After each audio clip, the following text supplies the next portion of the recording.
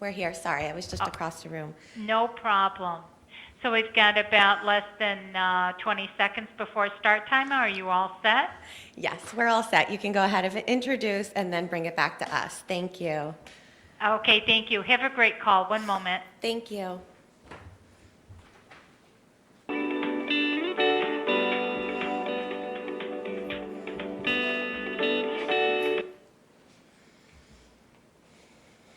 Welcome to the Chemical Safety Board News Conference. My name is Paulette and I will be your operator for today's call. At this time, all participants are in a listen-only mode. Later, we will conduct a question and answer session. During the question and answer session, if you have a question, please press star then 1 on your touch-tone phone. Please note that this conference is being recorded. I will now turn the call over to Hillary Cohen. You may begin. Hi, good morning. Thank you. Good morning, everyone. Welcome to the Chemical Safety Board's news conference. The Chemical Safety Board is an independent, non-regulatory federal agency that investigates high-consequence chemical incidents. Today, we are releasing our final report into the 2018 Pryor Trust incident. With me today, I have our interim executive, Dr. Kristen Kolanowski, and our lead investigator, Lauren Grimm. They have a prepared statement, and then we're happy to take questions from the room and from the line. Thank you very much for coming today. Thank you, and good morning. I'm Dr. Kristen Kolanowski, interim executive of the U.S. Chemical Safety Board. I'm here today with investigator in charge, Lauren Grimm, and other members of the staff. This morning, the CSB is releasing its final report into the fatal blowout and fire at the Pryor Trust Gas Well that occurred on January 22nd, 2018.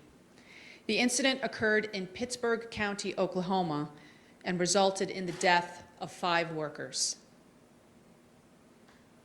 First, I would like to express my condolences to the family and friends affected by this tragic accident. Many of the CSB's investigations involve the loss of life, and it is part of our mission to try and prevent these incidents from reoccurring. For those of you who are not familiar, the CSB is an independent, non-regulatory federal agency that investigates the root causes of major chemical incidents and makes recommendations based on our findings to prevent future catastrophic events.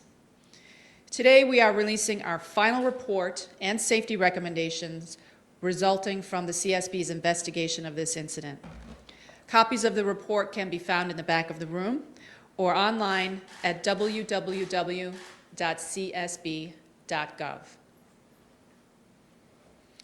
Our investigation found significant lapses in good safety practices at this site.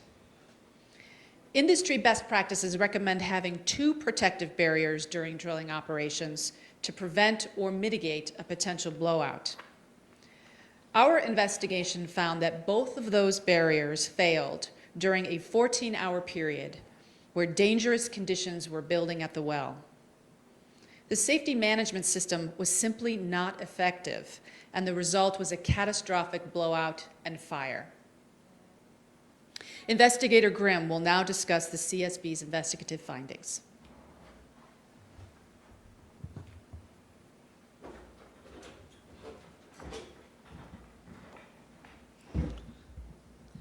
Thank you, Dr. Kolanowski. To introduce the parties involved in this incident, Red Mountain Energy, LLC, was the leaseholder. Red Mountain Operating, LLC, or RMO, was the operator of the well. Patterson UTI Drilling Company, LLC, or Patterson, was the drilling contractor under the direction and supervision of Red Mountain. On January 21st, 2018, Patterson crew members had been drilling the well for 10 days under the supervision of Red Mountain. The Pryor Trust Gas Well comprised a vertical and horizontal section drilled to reach underground natural gas in the Woodford Formation. They were still in the process of drilling the horizontal section of the well when the incident occurred. During an operation intended to change a drill bit, crew members removed the drill pipe from the well, an operation known as tripping. Approximately 3.5 hours later, a blowout and rig fire occurred, killing 5 workers. During drilling, a diesel oil-based liquid called mud is pumped down through the drill pipe and back up the area of the well around the outside of the drill pipe. When the mud returns to the surface, it includes rock cuttings from the bottom of the well. Mud, however, has another important function. It is designed to add pressure to the well so that gas in the exposed geological formations is unable to enter the well. If undetected, gas that enters a well can lead to a dangerous blowout, and this is exactly what happened at the Pryor Trust site.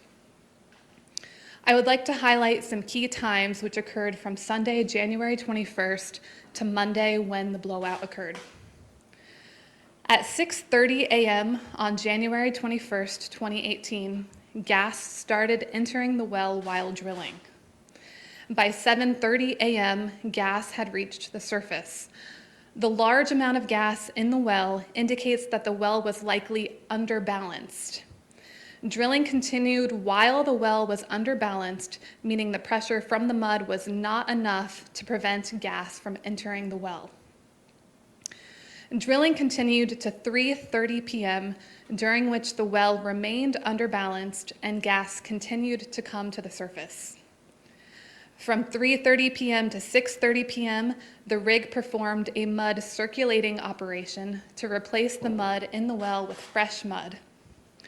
During this time, gas continued to exit from the surface of the well, indicating the well was still likely underbalanced. The drilling crew then prepared to remove the drill pipe from the well to change the drill bit. At 6:30 p.m., the alarm system was turned off. From 6:48 p.m. to 11 p.m., the rig crew removed the drill pipe from the horizontal section of the well.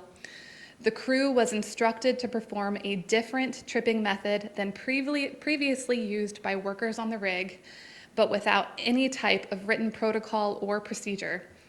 During this time, workers were unable to accurately monitor if gas was entering the well, and the well gained 20 barrels of gas.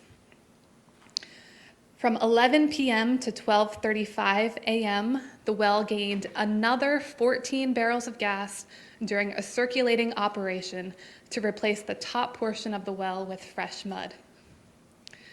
On Monday, January 22nd, 2018, the day of the incident, from 1:12 a.m. to 5 o'clock a.m., the rig removed the drill pipe from the vertical section of the well, during which the well gained another 23 barrels of gas. It's important to note that during this period, a safety-critical operation termed a flow check was not performed. A flow check is used to determine if gas or other fluids have entered the well. From about 5 o'clock a.m. to 6:07 a.m., a tank at the surface of the well called the trip tank gained 31 barrels of mud, and this gain was not observed by members of the crew. From 7:57 a.m. to 8:36 a.m., the mud pits gained another 119 barrels of mud due to gas entering or expanding inside of the well. Again, these gains went unobserved and were not acted upon. At 8:36 a.m., mud blew upwards out of the well in what is known as a blowout. 2 workers on the rig floor ran into the driller's cabin where 3 other crew members were already located. The gas and mud then ignited, creating a massive fire on the rig. All 5 people in the driller's cabin were killed. The blowout continued for hours until a well control services company was able to shut in the well around 4 o'clock p.m. Our investigation found that the immediate cause of the blowout and rig fire was the failure of both barriers that should have been in place during the operations leading to the blowout.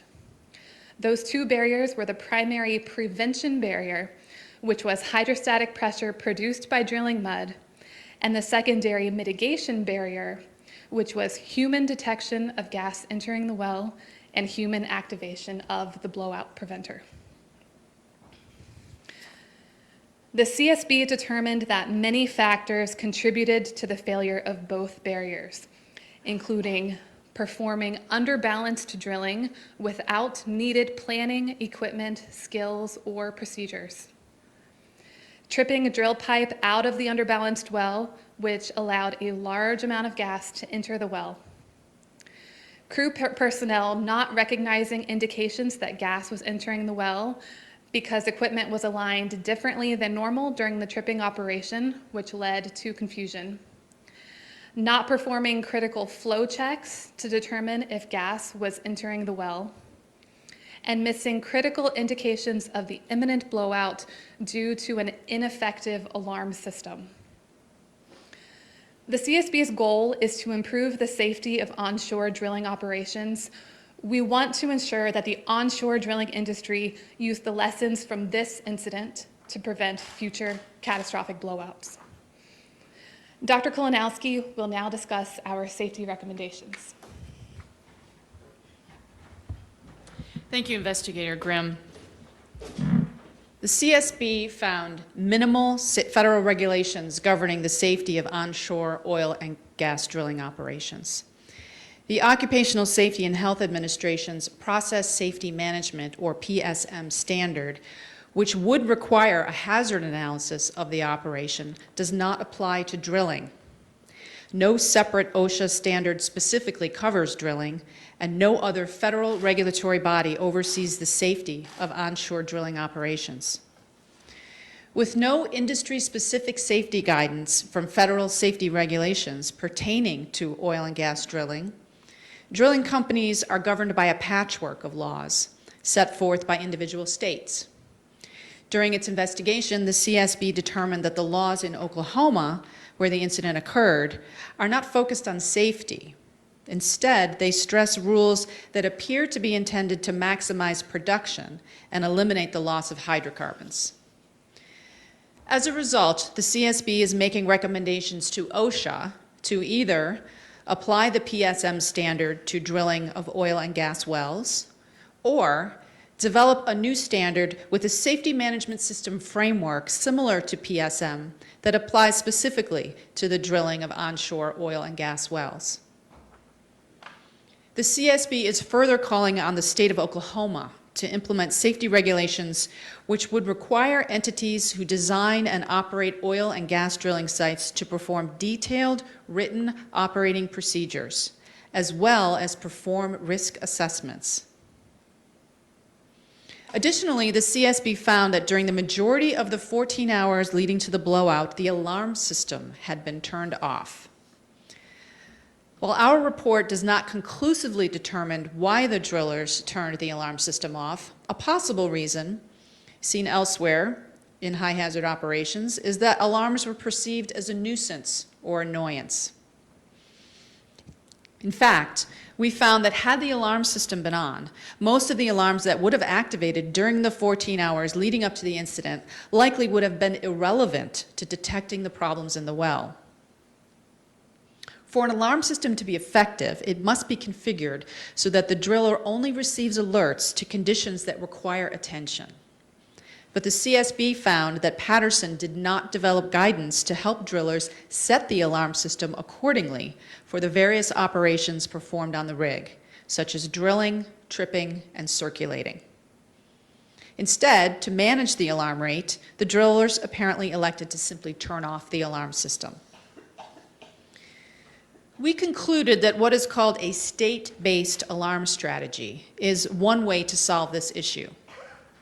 For example, on a drilling rig, there could be different active alarms for each operation, such as drilling, tripping, or circulating, so that alarms critical to a certain operation do not become a nuisance when operating in a different state where those alarms are not needed. Although there is a large body of guidance and recommendations on the design of alarm systems for hazardous operations, none are specifically targeted for the drilling industry. As a result, the CSB is issuing a recommendation to the American Petroleum Institute to develop a standard on alarm management specifically for the drilling industry that addresses drilling's unique dynamic environment and provides guidance on implementing a state-based alarm system for different operating modes. The final recommendation I would like to highlight is the design of the drilling cabin. When the blowout started, 2 crew members on the rig floor ran inside the driller's cabin, and 3 other crew members were already there. All 5 workers in the driller's cabin were killed. It is unknown how long the victims remained alive inside the driller's cabin, but they had no viable escape routes. There were 2 exit doors from the driller's cabin, but both were blocked by flames after the gas and mud ignited. The CSB found that the design and location of the driller's cabin at the Pryor Trust Well is fairly typical across the drilling industry. Although there are best practices within the chemical industry for the location and design of control rooms, there is no such guidance specific to drilling. As a result, the CSB is making a recommendation to the American Petroleum Institute to develop guidance addressing the protection of onshore rig workers from fire and explosion hazards in the event of a blowout. The guidance will specifically address the design and location of the driller's cabin and establish minimum required evacuation methods from various locations on the rig. Although regulations and guidance for the onshore drilling industry are somewhat limited, the blowout and massive fire at the Pryor Trust Well was completely preventable. Our findings and recommendations should be used by the drilling industry and regulators to promote safer operations. This was a senseless tragedy that did not need to occur. I invite Investigator Grimm to join me again at the podium. We will now take your questions, first from in the room and then from the phones. So please, when you ask your questions, state your name and affiliation prior to asking your question. Thank Yes. you. Corey Jones, Tulsa World. And looking at the report, there's it's very thorough, and Patterson, UTI, and Red Mountain are mentioned quite a bit. Is there any way to tease out who might be more culpable for this, or is it equal parts on both sides? Because this is obviously a complex operation with a lot of different contractors and folks involved. So the question is about the relationship between RMO and Patterson and culpability. So the CSB is a safety investigation agency. So our job is to investigate the factors that led to this incident and then publish them along with recommendations for safety change. So we do not identify cause or fault in our investigations. But I will say that there is, this was a complex operation, and we have illuminated here in this conference the multitude of issues that went wrong. And so there's quite a lot that could be done on all sides to improve drilling operations, which is our goal for the investigation.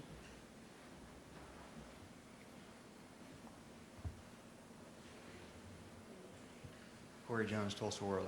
Is there any particular parts of your investigation that stood out more than others as correctable and preventable and perhaps played the largest role in causing this?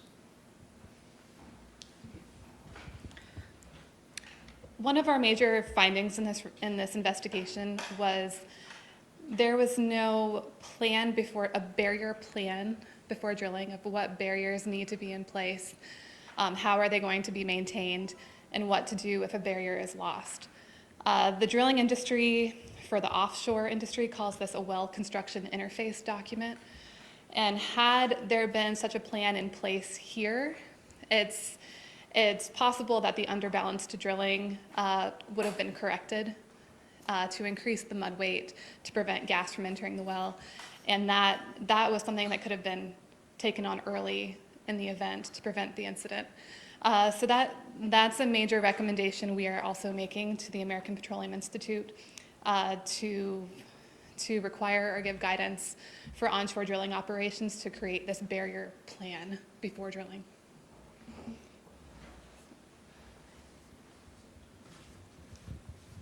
I believe you said that the well was already underbalanced when they began the tripping operation. Is it more dangerous to begin tripping on an underbalanced well? Should that have been corrected first, or can you kind of help me out with that a little bit? So there are three primary different types of drilling. One is overbalanced drilling, one is underbalanced, and one is called managed pressure drilling. This was planned to be an overbalanced drilling operation, which means the mud weight should have been maintained to prevent gas from coming into the well while drilling like it was. In a planned tripping operation, there are ways to trip drill pipe out of the well safely, but because that process had not been planned, the correct equipment was not in place. In this case, it contributed to the large amount of gas that entered the well. Let me just expand on that by saying that the Process Safety Management Standard from OSHA has requirements for what's called management of change. So when you encounter a situation where you're changing from your established procedures, you need to do a thorough risk analysis before engaging in that operation, and that was not done here. That's one of the reasons why we made a recommendation to OSHA to one option we're giving them in our recommendation is to apply PSM to onshore drilling, because that would have perhaps caused the people involved to stop and think about, this is a change and we need to manage this change before we engage.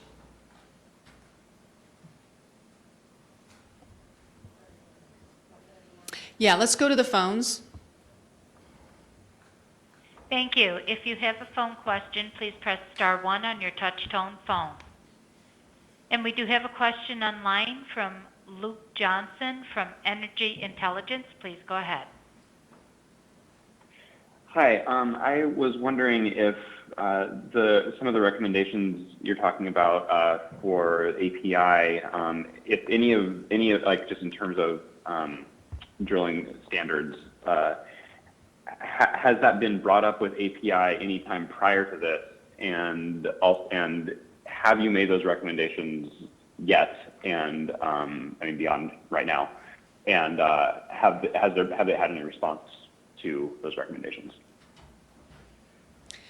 Yes, during the investigation, we met with API and discussed the investigation findings and the recommendations. They're officially published now, today, when we are releasing this report. But we feel confident that API will study these recommendations and develop a path forward. And part of CSB's program is to formally track these recommendations. So once they're issued formally by the board, the recipient is formally contacted, and then contact is maintained over the course of however long it takes for us to close these recommendations. So it's an active process for us. And do you have any idea how long that will take, or could take? It's tough to say. Sometimes the recommendation recipient has to convene a panel and in order to advance the recommendation with a standard developer. That's typically the case, and they have a time scale upon which they do a calendar upon which these standards are revised or created. So it's tough to comment on that, but we are tracking them on a semi-annual basis. Thank you. Our next question comes from Jeff Johnson from Chemical Engineering. Please go ahead. Hi. Are there any states that require an inspector to be present or some sort of oversight during the drilling operation, just the drilling operation? And I'm also wondering how many similar wells are operating in the United States. Do you have any figures on that?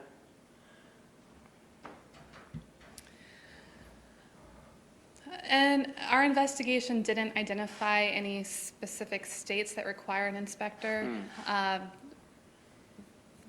The findings that there really is a general lack of oversight broadly for onshore drilling is what led really ultimately to the recommendations to Oklahoma and to the federal OSHA to implement safety requirements. And regarding the number of drilling rigs, what we know is really oil and gas drilling in the United States is expanding, and it's kind of at a boom as we speak. So there are a significant number of rigs out there performing drilling operations onshore. Thank you. Our next question comes from Mike Lee from B&B News. Please go ahead. Hi.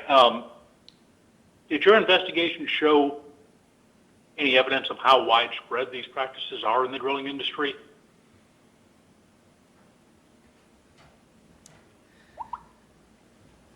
Well, Can you hear me? Yes, yes.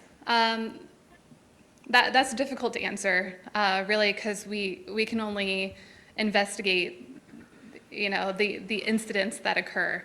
So as to, based on the whole number of drilling rigs out there, what are the practices? But what we can say is really there's very limited guidance out there on how to do these operations safely.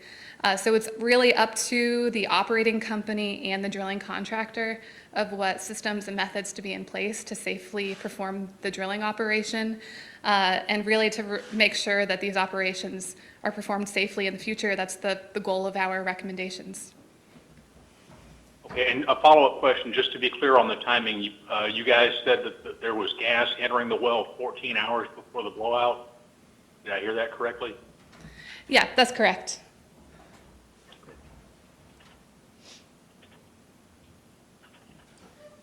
Back to the room.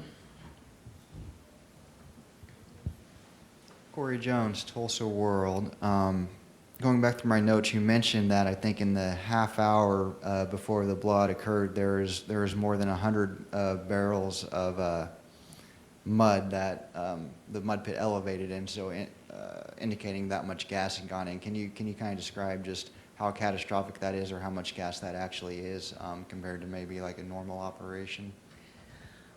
Yeah, so 119 barrels that entered the well in about the 30 minutes before the blowout is a very large amount of gas. A lot of times in drilling operations, 5 to 10 barrels gain is really your indication that you need to take a look and see what might have caused that gain. Over the entirety of the operation before the blowout, there was over 200 barrels of gas that had entered the well that went unobserved. And that's a very just large quantity of gas.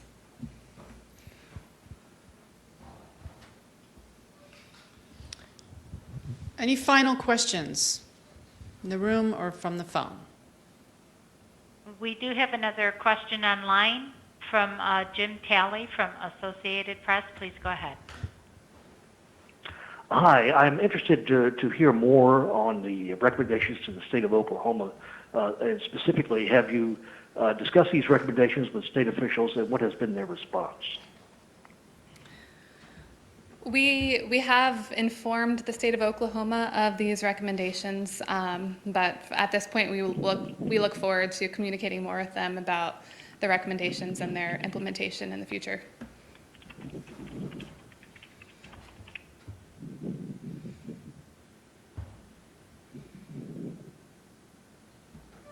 And we do have another question online, a follow-up question from Mike Lee from B&B News. Please go ahead. Hi. Just to be clear, is this the first time the safety board has investigated an onshore drilling rig accident?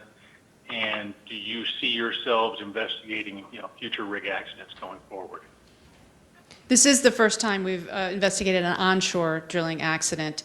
As Investigator Grimm mentioned, with oil and gas drilling, really proceeding very robustly in the United States, we're concerned about the potential for another accident. And if it would occur, we would look at very closely at the facts of those incidents to determine whether we would deploy. And what made you to get involved in this one? Was it just the large number of deaths? This was a very serious incident, and 5 people lost their lives. That's a threshold that we cannot ignore.